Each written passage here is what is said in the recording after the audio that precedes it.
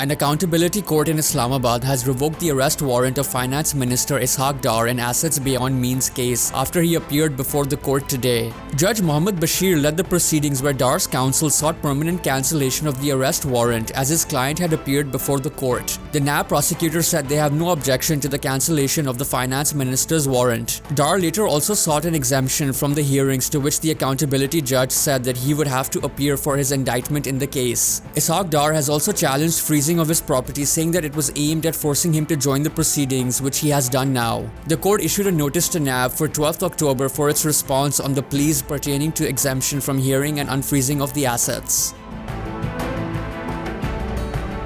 Former Prime Minister Nawaz Sharif and his daughter and PMLN Vice President Maryam Nawaz Sharif reunited in London after 3 years. Maryam arrived in the United Kingdom to spend a month with her father, who has been in London since November 2019. She was greeted at the Heathrow airport by her son Junaid Safdar and brother Hassan. PMLN and PTI supporters gathered at the airport and exchanged heated arguments before her arrival. However, Maryam left the airport via a different exit. She was later given a warm welcome at the Avonfield house, where she met her brothers and father. Maryam Nawaz will reportedly undergo a medical procedure during her visit, and it is also speculated that she and Nawaz Sharif will return to Pakistan together. Maryam Nawaz's visit to London marks the first time she has met her brothers Hussain and Hassan since the passing of their mother Kulsoom Nawaz in 2019. She is scheduled to return to Pakistan by November 6th.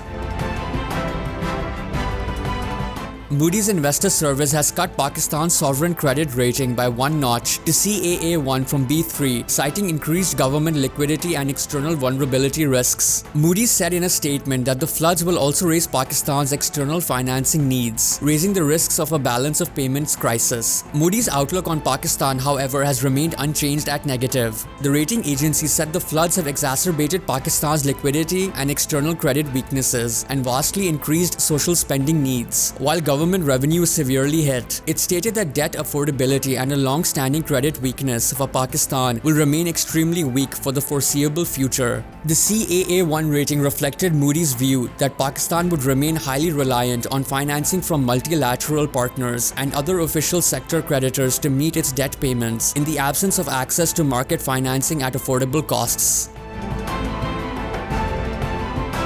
The World Bank has estimated that between 6 and 9 million Pakistanis are set to be dragged into poverty as a result of cataclysmic monsoon flooding linked to climate change. A report issued by the bank said 8 million people remain displaced, living in ramshackle tent cities and scattered camps near the stagnant lakes, which swallowed their belongings and livelihoods. It said Pakistan's poverty rate is expected to rise between 2.5 and 4 percentage points as a direct consequence of the floods. It highlighted that loss of jobs, livestock, harvests, houses, and the closure of schools, as well as spread of disease and rising flood costs, threaten to put between 5.8 to 9 million in poverty. The World Bank said that some 20% are already living below the poverty line. Reversing these negative socio-economic effects is likely to take considerable time.